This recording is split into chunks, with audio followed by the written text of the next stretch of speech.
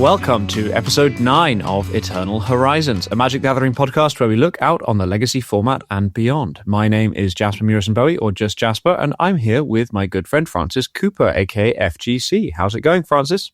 Hello! It's a Friday evening. I've just clocked off from work, and I'm excited for the weekend ahead and to talk about more Magic. Hooray, yeah. Happy Friday, happy weekend.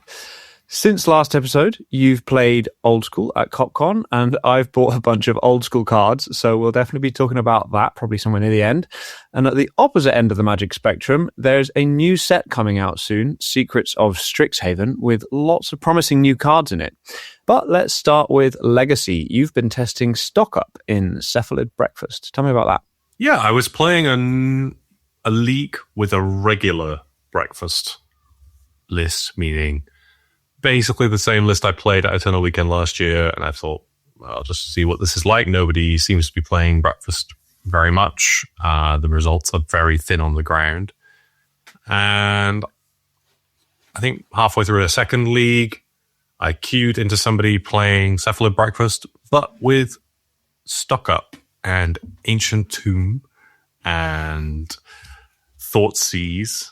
And I was intrigued, and I got absolutely wrecked by this deck. And I thought, that looks really good. And it looks really good both on paper and in practice. I can see a lot of reasons as to why you construct your deck that way. So I went on to MTG Top 8, which, if I'm being honest, I think is a superior website to MTG Goldfish. Sorry, MTG Goldfish. But the utility you get from the search functions I find to be much cleaner. So I did my search for a deck containing Cephalid Illusionist and Stock Up, and I got 2 results, both from paper events in Japan, which, if you've been looking at Magic like deck lists online for any amount of time, that's an exciting place to be. 100%. I love it when the like Japanese paper only deck list is a weird and wonderful place, and I think it's like also partly a byproduct of just how many paper events run in Japan, like on a regular basis. But I love it. I love the tech that you discover there. Yeah, and I saw some horrendous things that they'd done with their lists, but some of these things looked exciting to me, so I created my own sort of hybrid of the 2 lists. So yeah, essentially the 2 lists that I've seen, one was much more mid-range, so they had a couple of Barragoyfs, a couple of Brazen Borrowers main deck, alongside the usual 4 Cephalids. But of course, they're playing 4 Shuko because they're not playing white, and then they're playing 4 Ancient Tomb. Sorry, 3 Ancient Tomb and 4 Urza Saga. So it's a sort of Cephalid Stompy shell. I don't know what you want to call it, but it's Octo Stompy. Yeah, cool. Let's go with that. And that on paper seemed like a great direction, right? You've got that hybrid combo mid-range game plan. There were a few things that caused me to hesitate, like you're a 4 Thoughtseize, 3 Ancient Tomb deck with some fetch lines thrown in for good measure, so you're dealing quite a bit of damage to yourself. Cephalid, hang on. Yeah. Cephalid Big Breakfast. Cephalid Big Breakfast, I suppose. Sorry, I interrupted you. No, that's all right. But this player was only playing 2 Stock Up, which I think is bad. I think if you're doing this, Stock Up is just nuts. It's really good if you can support it in this shell. But the other thing I didn't like that they'd done is their mana base was, well, normally Cephalid plays 20 lands. That's the stock amount with 3 sagas and 17 colored sources across Esper colors, primarily blue-white. This person has 21 lands, but they're playing 4 sagas, so an additional colorless land, 3 Ancient Tombs, so 3 more additional colorless lands. So their colored sources are quite a bit less than I would like. And they only have 4, well, they have 5 colorless spells because they have a main deck Pithing Needle, which I'm actually coming around to, and 4 Shuko. So, that was one list I saw. The other list was much more like turbo, and it had 3 copies of Step Through in it, which really appealed to me. But their mana base was even worse, where they'd cut a further land, and otherwise was the same. You love Step Through. That much I know. I love Step Through. It's really good with Ancient Tomb. Yeah. So I did play my variant of this last night at our local, which I guess we can put a link to in the description. And there were some really funny lines, like turn 1, Ancient Tomb, go. And my opponent's like going to play Ponder or whatever on turn 1. I'm like, aha! I'm going to cycle Step Through for Cephalid and then play Shuko and Illusionist on turn 2 and kill you after opening with Ancient Tomb, which my opponent was somewhat surprised by. And I thought that was pretty sweet. So, if I did that, I'd 100% get my Ancient Tomb wastelanded. But, well, you know, I'm really enjoying the Francis learns to love Ancient Tomb timeline, because I remember a good few years ago now, you strongly disliked the card Ancient Tomb. You just really didn't like the impact that it had on Legacy, and you were like, it should be banned. And you've just fully, embraced the Ancient Tomb. I don't think I like Ancient Tomb. I think if you were asking me about cards that I think are stupid in the format, then Ancient Tomb is like very high up the list of like, what are we doing here? Why is this like pseudo Soul Ring in the format? I mean, it's obviously not as good as Soul Ring, but it does something at a rate that nothing else can compete at. And it still makes me unhappy, but... And notably, since I've started playing Ancient Tomb decks, I've only played Ancient Tomb decks, which is maybe a statement about how good it might be. Wow. Yeah, I mean, I've not played an Ancient Tomb-less deck in a long, long, long time. But, I mean, there are trade-offs. I mean, you're playing Ancient Tomb, you're still playing Brainstorm. Normally I would say the real card advantage was the lands we played along the way. But Ancient Tomb, like you said, it's an absurd magic card. Like, it's really, really, really strong. So it tracks that it's good in this kind of list. It just, stock up for 2 mana, in quotation marks, it is way better than stock up for 3 mana, right? Like, that much is pretty obvious. Yeah. And just there are lots of ways of using the 2 mana in the shell. Like, obviously stock up, but also step through. And also, you can just deploy both halves of your combo much easier, or you can deploy them around days, or you can use Ancient Tomb to crack your clues with Tameo. There's a lot of lines. Or you can make constructs with your sagas. Well, yeah. Yeah, that's another huge one. I'm playing 4 as a saga as opposed to 3, which is the usual, because it's just a real plan where you can just Gen Saga turn 1. And I think another thing that I'm not playing, which is obviously stock in regular breakfast, is Ponder, and I'm playing 0 copies of Ponder, and I think that Ponder sucks. Wow. And that's a real big change. That's a hot take, especially from you. Jeez. It's like just so bad. And I think it's particularly awkward in Cephalid when Orcish Bowmaster sees so much play that things that often happen are you're forced to play out a Nomad's Encore or whatever because you don't want it to get thought seized and you can't hide it with a Brainstorm. It's just in your hand and you want to pressure your opponent and maybe you don't know what they're on and they Orcish Bowmasters it. At that point, you might not have a way of removing it, but you might have some cantrips in your hand and you might have half of your combo. And it might have been mana efficient historically to play out your creatures and then cantrip later based on what your opponent does for the other half of your combo or for interaction for what they've done. But you can't do that. That's not an option anymore. So you either play it out and hope you draw your pieces, or you just cast Ponder, take damage, and hope you don't get thought seized when you put both of the combo pieces into your hand eventually off of your cantrips. And so Ponder, I don't really think is powerful enough to warrant exposing yourself to that game plan anymore, basically. That's really interesting. I mean, I think the reasoning is really sound, but I'm still not entirely convinced that the crew of Artemis 2 haven't returned with an alien that's replaced Francis. I think Legacy is different to how it used to be. Another aspect of this deck that leans into that is because you're playing 4 Shuko, you can just run out one of your combo pieces and they can't kill it with Orcish Bowmasters. And you have 6 ways to find Cephalid, right? 4 Cephalid, 2-step through, and you have a bunch of stock ups to top deck as well, which can then just find you anything and don't trigger Orcish Bowmasters, notably. Mm-hmm. And you can just do things like, I don't know, play out Shuko turn 1, stock up into Cephalid plus Thoughtseize, and then Thoughtseize them and play your Cephalid and take their Bowmasters. You can do stuff like that, which is not a line available at all in standard Cephalid breakfast. So I like a lot of what's going on here, basically. How much do you miss the instant speed activation off Nomads? Obviously, Shuko is sorcery speed equipped, so you can't combo in response to a removal spell. Do you think that, like you just described, Thoughtseize mitigates that sufficiently? I think that is what you're relying on, and I think it is a major downside of Shuko. I think also what Nomads lets you do is if you have another creature in play, Orcish Bowmasters doesn't usually kill anything because you can Nomads redirect to your Tamiyo,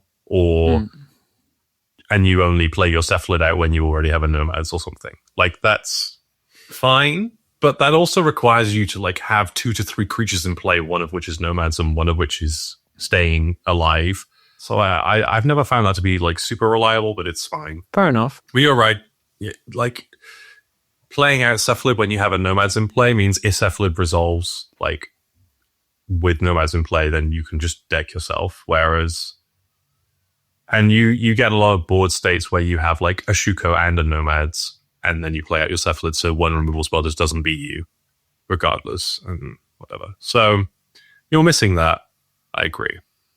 And you're also missing just straight up removal, right? Like normal Breakfast gets to play the best removal spell ever printed.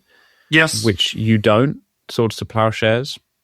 How much does that affect the play style of the deck? I assume you're more just, you're not playing a kind of fairer plan. You don't have like Prismatic Ending to sideboard into. So. Yeah, I think that's a smaller downside than Nomads. I don't know. I don't know how much that really matters yet. I've only played 6 games with this list, right? I went to a local last night and played a 3-round of it and won all my games. Okay. So 6 games, but you've won all of them, so that's reasonable. So like, yeah, you're obviously much more aggressive with your stance in games. I think regular Breakfast will be happy to let's like keep a hand with interaction and mana and cantrip and try and sort of tread water and fend off things and maybe capitalize on Tamiyo slowly. Yeah. And that is not really what you're doing at all. Like, you're just, I'm going to make Urza Cell constructs from turn 2. Can you beat this? And you're just asking your opponent, can you beat this a lot? Yeah. Whilst Thoughtseize them and casting stock up, which is a different way of playing a game. Yeah, I mean, Thoughtseize, Force of Will, Brainstorm is obviously the core of, the deck to beat in Legacy at the moment. So stands to reason that replacing the tempo-ish elements with a combo would also work. Yeah, I haven't really played it enough to know if this will like explode in popularity, but I do think it's worth exploring. Obviously, post-board, you get much better options, I will say, in Dimir than in white for your post-board like alternate game plan. So Baragoi is just better than anything. Oh, sure. Okay. For the alternate game plan. I thought you meant sideboard cards overall, but I think I understand more when you say like, Baragoi versus, I don't know, Triumph of St. Catherine. Obviously, Baragoi wins that one pretty handily. And Baragoi becomes enormous because you're playing Urza Saga and Shuko in your deck. So like these things just go into your graveyard and Baragoi is huge. And you can flip Narcomoebas to your Baragoi connecting, which is fun. Yeah. So you just get to create blockers when you're attacking. That's also entertaining. And then, you're just playing the stuff that Dimir Reanimator would have played. You're playing Fatal Push and Orcish Bowmasters and Brazen Borrower in your sideboard and Consign to Memory. Just like a bunch of good cards, basically. Yeah. So I think I will start playing this on Magic Online. Part of why I played it in paper is I don't own a bunch of these cards on my Magic Online account. I wasn't sure if I wanted to buy them, but I think I will because it was good. So yeah, it's a cool, different take on Breakfast. I think that the only real stock up deck at the moment is obviously the various show and tell decks. So with a card that powerful, that offers so much selection. I think maybe this is odd to say, but it seems almost a little underexplored still, stock up, because it's not, it's not seeing as much play as it does, say, in Vintage, which has its good reasons, but it's clearly got a very high ceiling as a card. I did come second in an LLM last year with stock up in like blue-white paradigm shift Thought Lash, and it was really good there as well. I like, obviously the card is great, and I think there's a bunch of ways to exploit it, and that one was just hey, look, you can choose to put Oracle exactly on the bottom of your deck and leave it there, which, it's a whole other thing, but that deck has its different problems. Yeah, I think this is worth exploring, and I will continue to do so. So, yeah. Yeah, I've only really played stock up in like blue painterish shells, and I think I've already talked on the podcast about not being as impressed there. I think that being able to stock up into cheap interaction, of which Thoughtseizes is some of the best interaction in the format, I think does add quite a lot to its appeal for a deck like this, where if it's only finding combo pieces, maybe also because the Cephalid combo is more mana efficient than Painter Grindstone, so if you find both pieces, you're probably going to be able to deploy them same turn. And maybe not same turn, but certainly next, sort of in the same turn as each other. Whereas with Painter Grindstone, obviously you need 6 mana after your 3 mana stock up, so it's a little bit more difficult. Yeah. It's also like completely plausible that you cast stock up on turn 4 off an Ancient Tomb, and you already have a Shuko in play. You just need 2 mana and they're dead, right? Like that is much less than 4 mana if you find Grindstone to kill them. Right, exactly. No, that makes sense. No, cool. I mean, sweet that it's something that you're experimenting with. Back on the breakfast train. Yeah, the breakfast carriage of the train. Yes, indeed. I too like to stock up on breakfast. Anyway, shall we talk a bit about Secrets of Strixhaven? New cards. Because I'm actually curious. There's a new card that is seeing quite a lot of hype from blue mages, and I'd be curious whether you are interested in it as a card in this kind of list or in a different kind of list, and that is Flow State. And Flow State is a card that reads 1 and a blue for a sorcery to look at the top 3 cards of your library. Put 1 of them into your hand and the rest on the bottom of your library in any order. If there is an instant card and a sorcery card in your graveyard, instead put 2 of them into your hand and the rest on the bottom of your library in any order. So it goes from Anticipate to kind of Expressive Iteration if you have the instant sorcery card types in your graveyard when you cast it. Better than. Yeah, better than Expressive Iteration. I think this is eminently pretty playable, though I guess there are a few shells where you'd be able to play this. Of the clause that usually is more difficult to satisfy is sorcery, but obviously it enables itself there. So if you're ever happy casting 1 just to get 1 card, then the rest will likely hit 2. I mean, sorceries, and you've just been on a long rant about how terrible Ponder is. It's well, yeah, you have to play Ponder, and then I suppose, but yes, if you're just playing Ponder and Flow State, then some of the time Flow State on turn 2 will draw you 2 cards, and maybe you'll play. I'm thinking more along the lines of let's just say we're playing Tempo. Yes, you might want to play Thoughtseize as well, right? And I think that would be more natural for this card than playing it in like blue-red, where historically sorcery count is much lower. Although, obviously, DRC does like potentially enable certain things as far as surveilling. If you can find sorceries that you want to play, I can see like cast Flow State, trigger DRC, put like Surveiller sorcery being a pretty strong line as well. It is. I don't know which sorceries you end up playing there. Well, it might be that just playing 4 Ponder, 4 Flow State, and like a Chain Lightning is enough, or a Preordain and a Chain Lightning or something.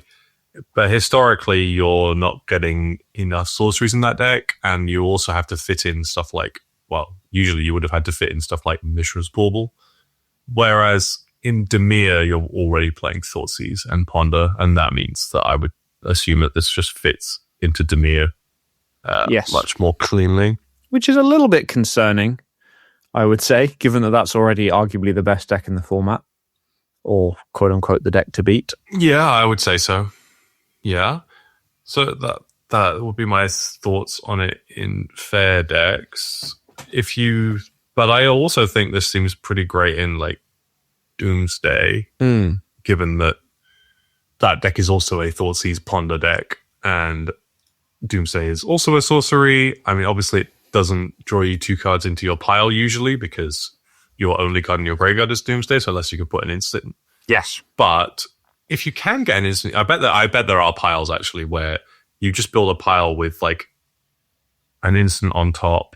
I assume Edge of Autumn's a sorcery. Otherwise, you could, if Edge of Autumn was an instant, you could just like put Edge of Autumn as your top card and edge into flow state, and then you'd have Doomsday, Edge of Autumn in your graveyard. But I think it's a sorcery. No, it is a sorcery. Edge of Autumn is definitely a sorcery. So that doesn't work. But I mean, Consider is a card that is often in a pile. Yeah. So that's an option, and obviously Consider plays quite nicely with flow state in a fairer sort of, or in like the earlier turns. I otherwise flow you're like state will be good. The other instance, that you'll be playing, obviously, like Force of Will. So, yeah. I have no concern for satisfying the instant clause in a normal game. No. But, that's interesting. But once and it may have been good in Breakfast. Again, Breakfast is playing Ponder and no other sorceries. And so it gets a bit dicey. If I was comparing it to, say, Stock Up will be a lot more consistent. So you want it to be in decks that don't want to have lots of mana, whether I think Stock Up will just be better. And you want it to have sorceries to enable it. Anyway, that's probably a lot more than this warrants talking about. Right. Yeah, I mean, I think verdict initially is flow state looks good. We'll see where it comes down in terms of power level. Obviously, Expressive Iteration being on the ban list and this being close to EI in many situations. I think this is probably better. Like in a vacuum, it's worse, right? But the fact that it's less mana restrictive and that the condition is relatively straightforward to turn on, and that the fail case, the flaw of not having it, is not terrible. I mean, it's not a card that you would ever want to put in your deck, but it's not a card that will lose you the game by spending 2 mana to cast it, kind of thing. On turn 2, it's the same as EI, unless you have Bauble in your deck or like Lotus Petal or something, right? That's true. So I think this card is kind of scary. That's sort of where I am at with it as well. I'm not sure why they're continuing to print cards in this vein, but that route of questioning doesn't go anywhere, so we can probably move on. Let's move on to another cheap spell, Erode. What does Erode do? What do you think about Erode? Erode is an instant for a white mana. It's a rare, and it reads, destroy target creature or planeswalker. Its controller may search their library for a basic land card, put it onto the battlefield tapped, then shuffle. Yeah. Pretty strong. I mean, it's half of Path to Exile in that it removes creatures. Obviously doesn't exile them, just destroys them, which, as you pointed out earlier, feels a bit weird for that to be on a white removal spell, but I suppose Get Lost does that. But then it also hits planeswalkers, and this feels like by far the most efficient planeswalker removal spell ever printed. Instant white mana killer planeswalker is very strong for that category of spell. Yeah, you're getting a lot of value out of it mana-wise. Usually planeswalkers will gain some amount of value, I suppose, before you can respond with this, but the tempo play is pretty huge, and it's going to be efficient for you to have in your deck to utilize against other decks, right? You're going to be able to kill creatures for 1 mana, which is a great rate, as we already know. Yeah. Obviously, the searching for a land is a significant trade-off. There's a reason why Swords to Plowshares sees vastly more play in Legacy than Path to Exile. But Path to Exile does see some play, and I think what I find most interesting about this is that it means that you can keep creature removal in against a deck like Tron, say, which plays Karn and Tezzeret, but sometimes doesn't play any creatures, or might just play Fleshraker or something, and you can therefore not feel bad about having this spell in your deck because it will hit enough targets, and those decks don't get to utilize that asymmetry of not playing many of a certain card type, i.e. creatures, to leverage against Swords decks. So that seems like a strong angle for any deck playing white. At the moment, there aren't a lot of decks that I think would actually want this, which is interesting. I wonder if decks that play white mana that are not heavily creature based will pop up more often because they have this answer. There aren't a lot of blue-white shells at all, right? Which would be the traditional shell for this sort of card. I assume you're thinking about it in a white painter shell, but that isn't hugely popular either. No, sure. So there isn't a natural deck to slot into with this, but I think it will certainly see play where those decks do exist and people will want to try it out. So I think any deck playing I think there are some Death and Taxes lists that play Path to Exile, and I think that this goes straight in over that fairly obviously. But yeah, I don't know that it has a natural home, like you say. But interesting to see whether it will see any play. I think I would play this in a Cephalid deck. I think that would be cool, mostly for the Planeswalker clause, obviously. And I think what it does is, obviously Tamiyo is really irksome for often you're not going to be able to kill it cleanly because they have Brainstorm. But in the games where they do flip it, you then have the ability to increase the density of answers to Tamiyo without negative cost to yourself in your deck, or serious negative cost to yourself in your deck, which makes that play worse for them. Yeah, I think it makes it much more awkward to there are some matchups where Tamiyo decks will literally just try and rush flip a Tamiyo because once it's flipped, there are so few answers that you can just tick up and win the game. And I think that having a 1-mana answer to the flipped side as well means that that's a much less viable kind of way to go about it. From my perspective, I'm really interested in the fact that it does kill Karn. Obviously, Karn is a huge pain for a lot of the decks that I like to play. So it's a super efficient answer to Karn. Mm-hmm. And I think that's nice. It kills Kaito for 1 mana in their turn, which is also really strong. So Kaito doesn't have hexproof in their turn and is a Planeswalker. Hang on. He does have hexproof. Does he have hexproof in their turn? In their turn, yeah. Oh, sorry, in our turn. When he's a Planeswalker. Sorry. Yeah. That's he doesn't have... I should adjust that. He doesn't have hexproof when he is a Planeswalker, so being able to kill Planeswalkers is the key element there. Yes. No, definitely. And that's good. I think that that card is another really awkward one to deal with. And so having more answers to it in the format is good. Yeah, overall, very interested to see where Erode lands. I think it will be pretty good. Agreed. There's another Swords to Plowshares in this set, and it's actually literally called Swords to Plowshares, except that it's only the size of half a text box because it is a prepared spell for a creature called Emeritus of Truce, which is a weird name for a creature, but it is 1 white for a cat cleric 3/3. When this creature enters, target player creates a 1/1 white and black inkling creature token with flying. Then, if an opponent controls more creatures than you, this creature becomes prepared. Reminder text, while it's prepared, you may cast a copy of its spell, Swords to Plowshares. Doing so unprepares it.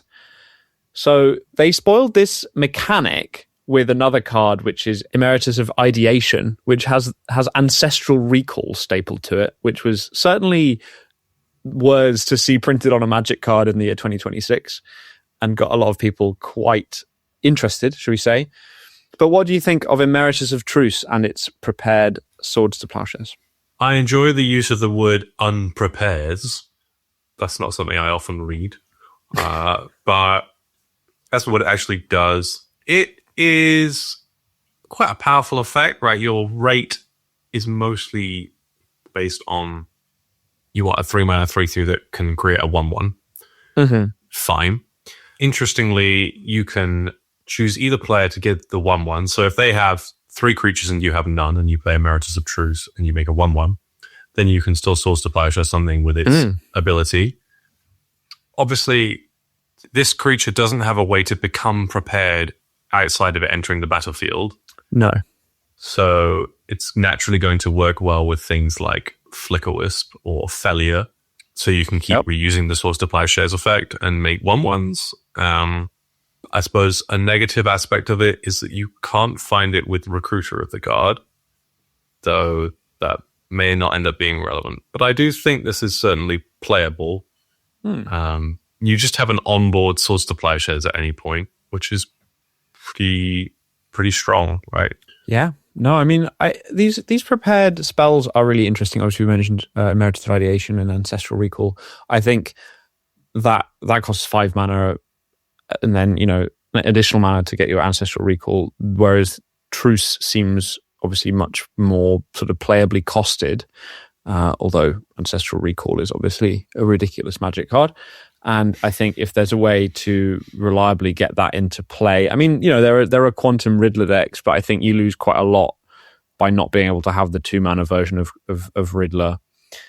And in those decks, often the Riddler effect is going to draw you as many cards as Ancestral would over a few turns. So I don't know that that was the first place that people talked about playing it in Legacy, but I don't necessarily see that. No, I agree. I don't think that's going to see play. Like, there are just lots of other more mana efficient ways to draw a load of cards. And none are as mana efficient as actual Ancestral Recall, but I don't know what people are expecting. That's not going to happen. So, whereas I would see this card as you're spending 3 mana to get up to 4 power and toughness, and then to also have the ability to, when needed, right? Because it's better when you're behind, or more consistently on when you're behind, when needed, have a source of plowshares. You also, there's going to be interesting sequences with this, right? Say you have fewer creatures in play, but you've played an Aether Vial earlier in the game, and then you play this, so your opponent has, say, more creatures than you, regardless of whether you give them a 1/1, so it becomes prepared.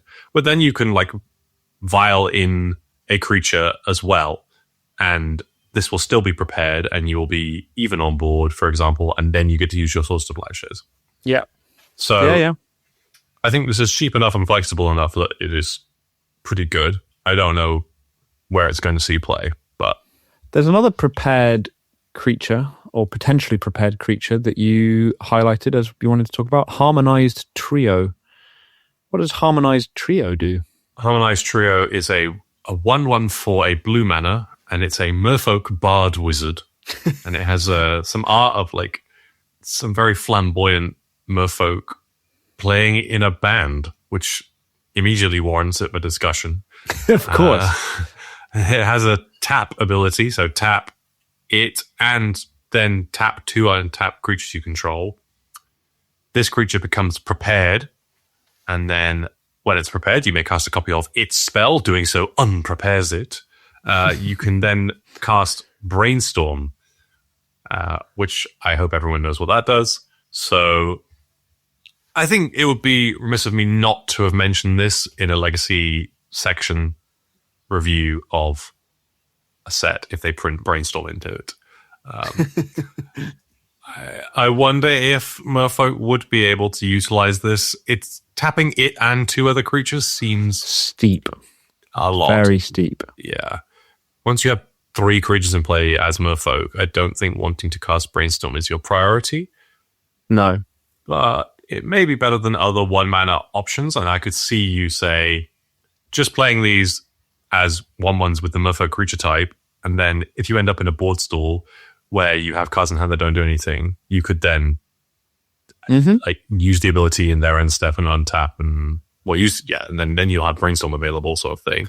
But that is quite a specific scenario. And Wizard is also a relevant creature type other than Merfolk, right? There are wizardish decks, Flame of Anor, etc. So, I think this one is much, much less likely to see play. But it's a cool design, not least because, like you said, it's a band. We like music depicted on Magic cards. Very entertaining. Yeah, the art is fun. It's a nice, clean design. It doesn't feel overly pushed, but it's pretty neat. And I think an additional point to add is it gives access to 1 mana, draw 3, put 2 back, albeit with a cost ahead of time, into younger Magic formats, which might enable other things, which is cool. That's cool. That is cool. Yeah, I mean, obviously we're talking about all of this from a legacy perspective, but these cards will certainly also impact other formats. What about Petrified Hamlet? When this land enters, choose a land card name. Activated abilities of sources with the chosen name can't be activated unless they're mana abilities. Lands with the chosen name have tap, add colorless, and it itself has tap, add colorless. There's land Pithing Needle for lands, if that isn't too much of a mouthful. Card seems pretty good. I mean, people are, I think, justifiably quite excited about this as an effect that we've never really seen on a land before. And it can proactively name Wasteland out of a deck like Depths, which seems like the most obvious sort of use case for it, where anyway you want to play a toolbox of lands, and you can crop rotation for this, obviously. It does only hit lands, but it does hit fetches, but you can respond to it because it's a when triggered ability, not an as enters the battlefield. If it was an as this land enters the battlefield, choose a card name, it would be absolutely broken. So I'm glad it doesn't say that, because you couldn't respond to that, obviously, because lands don't use the stack. So I think where it lands is probably pretty good without being like oppressive in any particular direction. What do you think? I would agree. I think it is maybe going to be niche, right? It will fit into the strategies that want that effect and can search for it reliably, right? So decks that play whatever, Elvish Reclaimer or White of the Reliquary or Knight of the Reliquary or Crop Rotation. Yeah. I think the most obvious place it will see play is like Turbo Depths, which is not very played, but I think is playable. And historically, that deck has always wanted like a pile of Pithing Needle effects, because you just care about making Marrowlage as quickly as possible, and Wasteland is one of the better ways to stop that.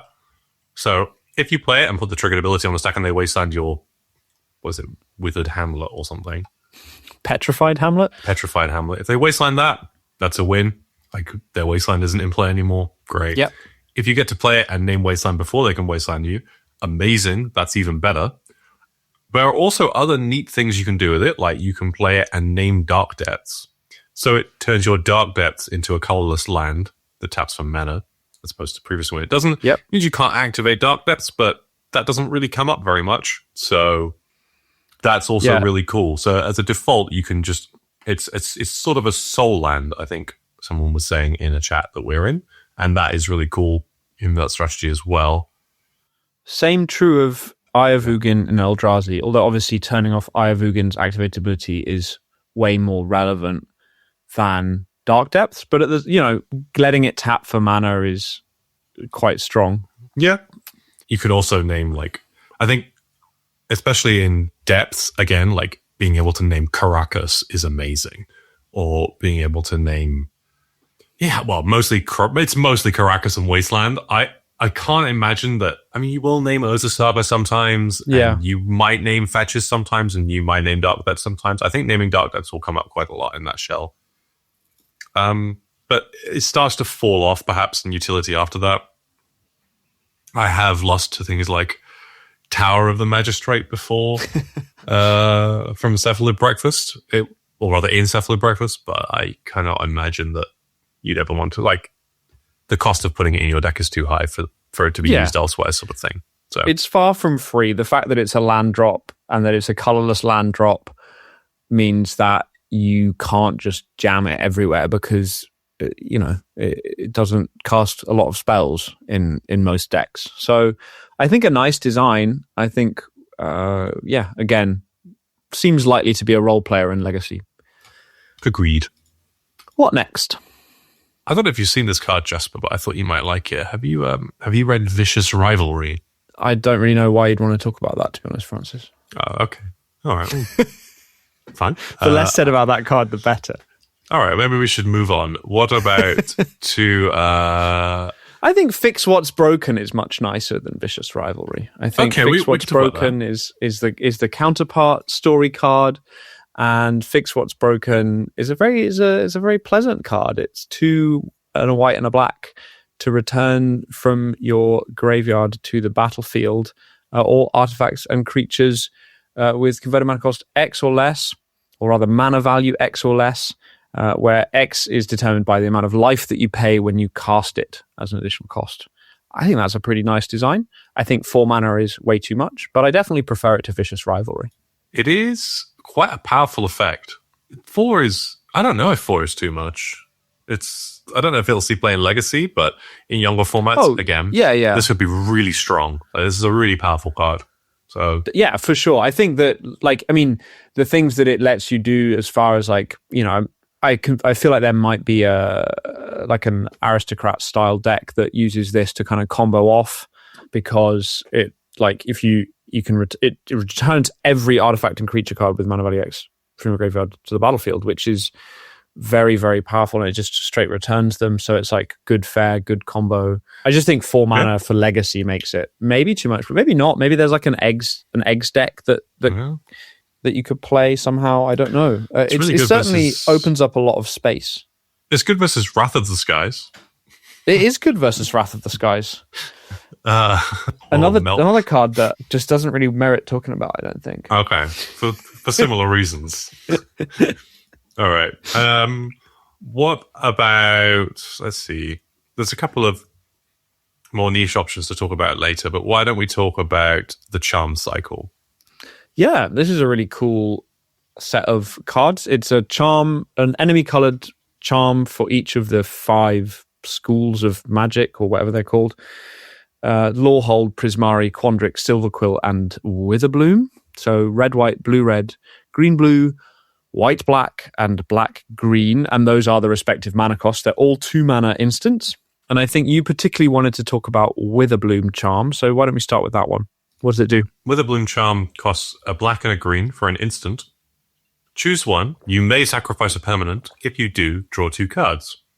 You gain 5 life and destroy target non-land permanent with mana value 2 or less. Nice, efficiently costed synergy piece with a card called Veteran Explorer. Yeah. It's unironically good in Nigfit, which is maybe an old adage, but usually said about 8+ mana creatures. This is just another way to sacrifice Veteran Explorer with a card that is really quite strong outside of that. And when you sacrifice it, you get quite a big upside. So you're going to sacrifice your Explorer, and you're going to get 2 lands into play and draw 2 cards.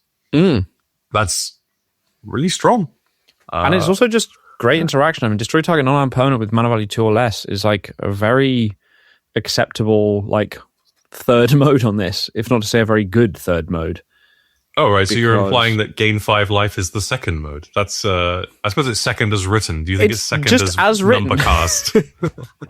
I don't think it's second as number cast. I've forgotten how they template these things normally. I don't know why that one is second. But yeah, I mean, I do think that the removal mode is probably, it might even be the mode that you cast it as most often, actually.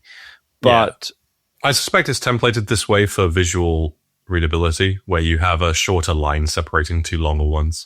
That makes sense. I don't know if there's any other logical way of them doing it. I feel like I've read previously that there's a certain order that they like to put modal spell things in, but maybe I'm just imagining that. Do you think this sees any play outside of a deck playing Veteran Explorer, just for versatility, or does it not give you enough over other options in the same mana cost space? Assassin's Trophy, Abrupt Decay, etc. I think with a Bloom Command, there are cards that are just better than this, I suspect, when you're not utilizing the you may sacrifice a permanent clause. If you can't take advantage of that, I don't think this is worth playing. basically.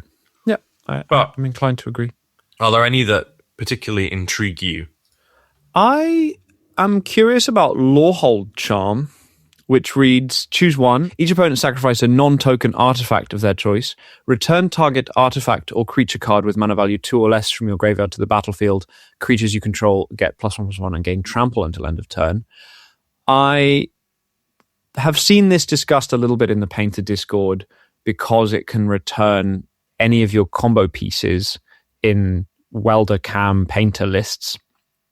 Obviously, it does add another color to the blue lists, but returning a Welder at instant speed at the end of their turn and then untapping and having like potentially a kill straight away seems like a decent enough case that that I'd be curious to test it. I don't know if I like what playing red-white would do or adding white mana to the deck would do. And the other two modes are a little situational. I mean, each opponent sacrifice a non-token artifact of their choice. You might get to hit like a Null Rod with that, or you might get to hit, I don't really know, like if you get to hit a Grim Monolith early on or something like that. But Cage. Yeah. A Pithing Needle. That's true. Pithing Needle is quite a relevant one. But the decks that play artifacts often get to play more than just one, and then giving your opponent the choice is not ideal. But the non-token rider means they don't just get to throw away like a construct token in that sort of Pithing Needle scenario. So that's something. I mean, creatures you control get +1/+1 gain trample is whatever. But I kind of I like the design of these where they are, they're quite versatile and they're doing interesting things that we haven't seen in this combination before. So yeah, I think Prismari Charm is interesting also, but yeah, they are all like pretty borderline powerful type cards or situationally powerful, if I'm being honest. So Prismari Charm is I'll go through it quickly. It's just it's a cantrip removal spell, basically, like a conditional removal spell with 2 modes, and that again is like, is this playable? Not in Legacy. Definitely, I assume in Standard, this will be amazing. Like 2 mana, surveil 2, draw a card at instant speed, and then a bounce spell or a way of killing small creatures is nuts. Deal 1 damage to each of 1 or 2 targets. Yeah, that's strong for sure. Again, I don't think it quite breaks into Legacy playability because it just doesn't quite do enough, and the mana cost is quite restrictive. But yeah, I mean, the other two I don't necessarily seeing play, but in Legacy, I mean. But yeah, a nice cycle. I like these kinds of cycles. I always have. I just think that right back to the Charm cycle in Alara, that was a really sweet set of cards. And so seeing Charm cycles is cool. It feels like a callback to how Magic used to be in many ways. I love the emblems defining different sort of clans within the universe and sort of representing how they do Magic. It's very, very satisfying. Yeah, absolutely. You got the Ravnica charms as well, which are cool. I enjoy all of that. Any other cards just to briefly mention in Strixhaven, or shall we move on to old school? I'm going to briefly mention 2. I'm just going to say them because I think they're cool. One is Dina's Guidance, which is a black, a green, and a single colorless mana for a generic mana for an instant, which tutors for a creature. You have to show them the creature, obviously, and then you can put it into your hand or your graveyard. So it's a tutor for any creature or an entomb, which... Yeah, that's cool. 3 mana is a bit steep, but I don't know. That's kind of interesting as effects go, and that might see play somewhere. And then the last one I wanted to talk about was Arc of Hunger, which is... I mean, Jasper likes artifacts, so we have to talk about it. It's 2 and a red and a white for an artifact. Whenever 1 or more cards leave your graveyard, this artifact deals 1 damage to each opponent and you gain 1 life, and then you can tap it to mill a card. You may play that card this turn. So it's, like a grindy card advantage, mill a card, you may play that card, and I guess when you play that card, they take 1 damage. So you kind of want to, I assume, combo this with a way of removing cards from your graveyard efficiently, like Rest in Peace, whilst you already have a bunch of stuff in your graveyard, for example, just to deal them a lot of damage. or whatever, you can like weld a crypt into play and exile your graveyard and just kill them. I don't think actually either of those work. Do they not work? They leave your graveyard. Oh, it's a one-time. One or more. No. I'm sorry, Francis. Okay, we can not talk about this then, maybe. I thought this would be really cool, but it's not. Okay, we can move on then. That's a shame. I'm disappointed. Yeah, that is a shame. That would have been a cool card. I think the last card that I would briefly mention, I mean, I haven't actually fully read the visual spoiler yet, and there are more cards still to come out. And there may be stuff we've missed, but the last card that I would just briefly mention is the Dawning Archaic, which is a 10 mana colorless creature, but with an aggressively written cost reducer. It's a legendary avatar 7/7 that costs 1 mana less to cast for each instant and sorcery card in your graveyard. And it costs 10 generic mana. So, if you have five instant sorceries, it costs 5. If you've got 10, it costs 0. And then also, it has reach, and whenever it attacks, you may cast target instant or sorcery card from your graveyard without paying its mana cost. If that spell be put into your graveyard, exile it instead. This seems like a pretty strong card. I mean, obviously it's competing in some respects with a card like Murktide Regent, but this can be actually free. So if you can somehow construct a deck that gets to put tons of instants and sorceries into your graveyard and then cast a bunch of this stuff for free, maybe with like Hollow One and other stuff. I feel like there might be something here. So, or like, not exactly Dredge, but Dredge-ish kind of deck. Yeah, it feels like the payoff for a deck which doesn't necessarily exist yet. Yeah, exactly. But a cool design. Like, you could put it in something with Arclight Phoenix. Mm-hmm. Right.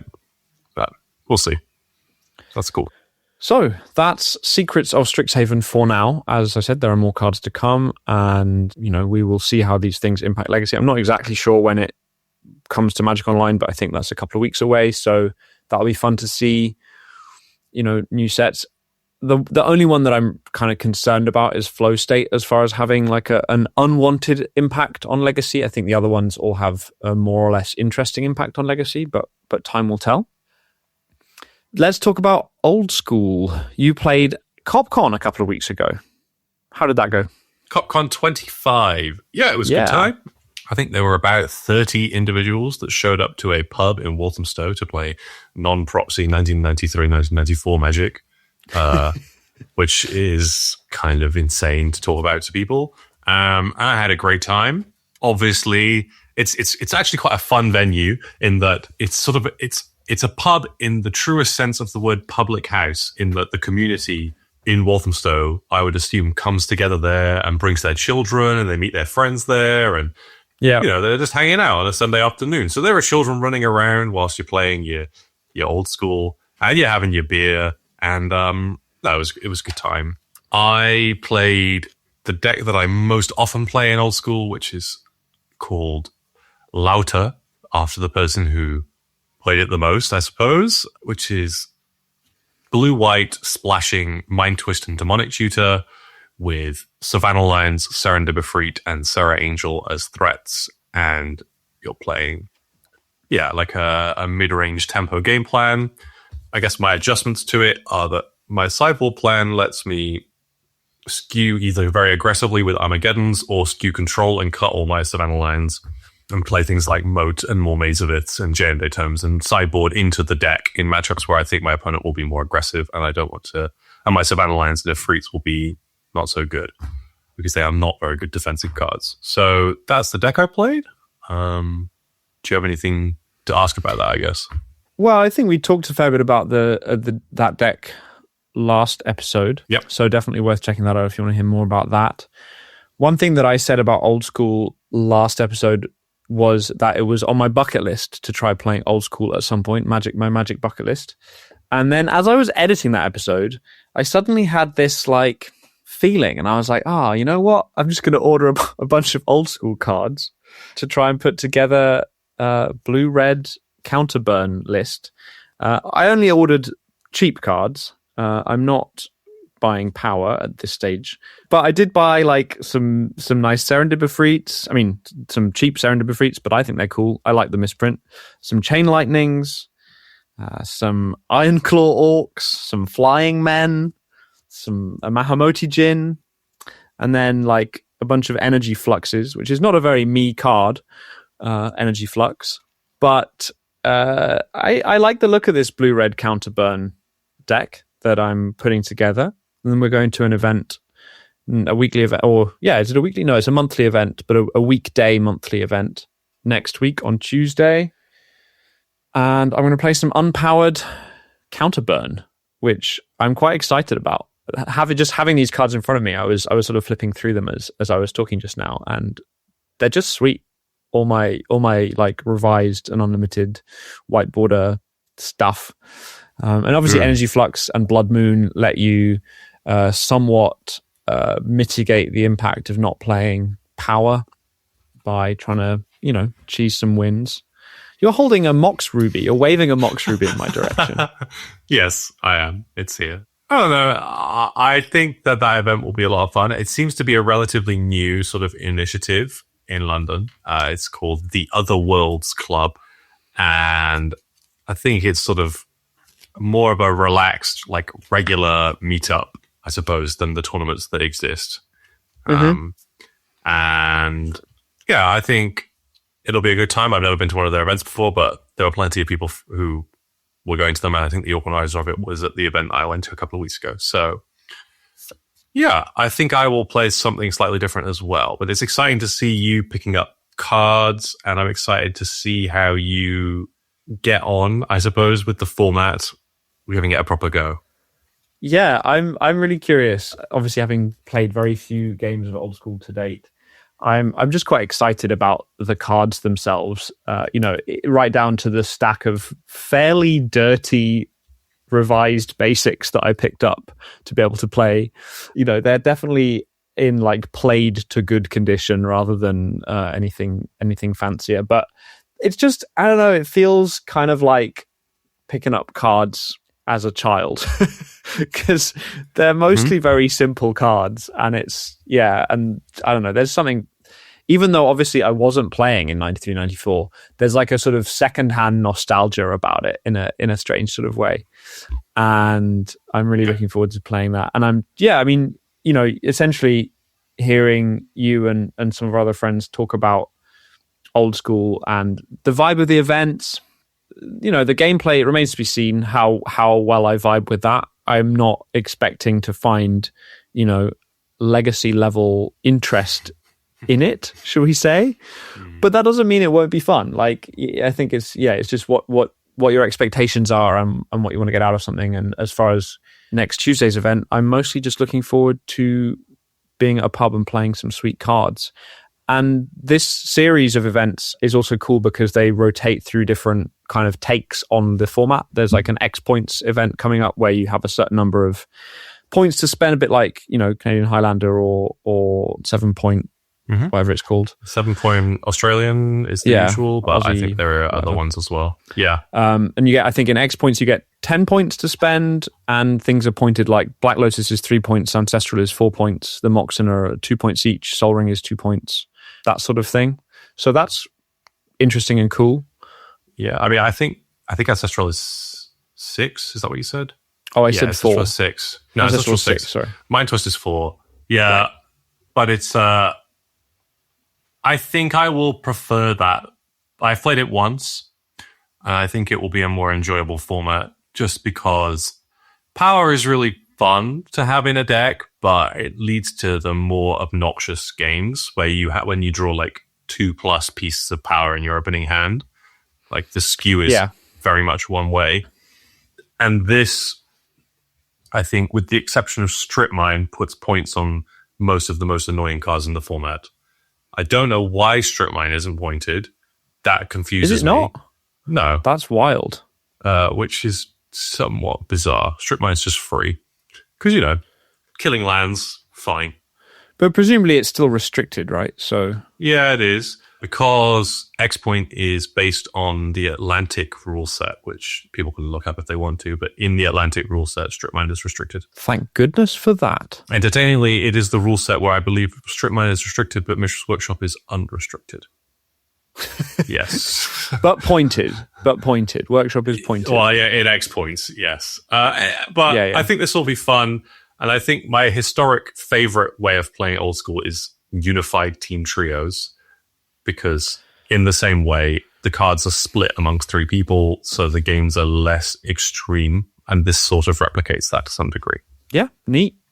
No, lots of fun old school stuff. I don't have anything more to say about the format because I haven't played it yet, other than that I'm just excited to play it. So we might talk about that again. I think I'll be playing some number of main deck Shatter as well, which is seems good to me. Definitely says something about the format. But yeah, 2 sideboard at the moment. 2 sideboard copies of Control Magic is sweet as all get out. That's also pretty reasonable. These sound like things that make sense to me. I think I did share like my thoughts on Blue-Red, and I haven't played a lot of it, but it is certainly a played archetype in the format. Yeah, the powered version has won tournaments, so stands to reason that an unpowered version could at least not be embarrassing. Like I'm not, as I think we've discussed about this format, it's not really about winning, I feel like. No, it's not for most people about winning. I would say it is more enjoyable to play games that you are participating in. Yeah, absolutely. So, showing up with decks that can't meaningfully engage in games, not good. No, that doesn't sound fun. But I think this will be able to meaningfully engage in games. Yes. 4 Bolt, 4 Chain Lightning, 4 Psyblast, 4 Counterspell. Maybe you'll lend me a Mana Drain. Yep, that can be done. There's some fun stuff. Beat down with some Ifrits. Well, I think I'll be able to lend you a Mox Ruby. So that's well, that somewhat negates my claim to playing an unpowered deck there, doesn't it? Whoops. Well, anyway, yeah. So watch this space. I'm excited for old school. Yeah, same.